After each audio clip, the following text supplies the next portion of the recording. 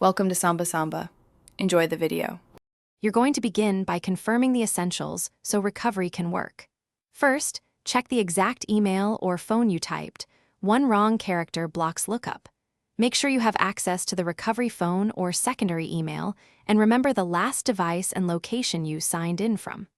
Open an incognito window or another browser to eliminate cache or extension interference. Once done, move straight to Google's account recovery flow with accurate details and the device you normally use. Now you'll work through the recovery questions carefully. Accuracy increases success.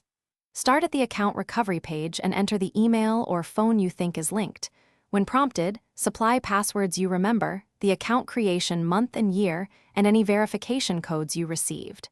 If asked, choose the device and location you normally use.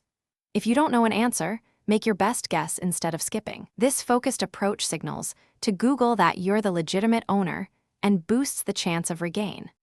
Finish by accepting any verification prompts and entering codes exactly as received.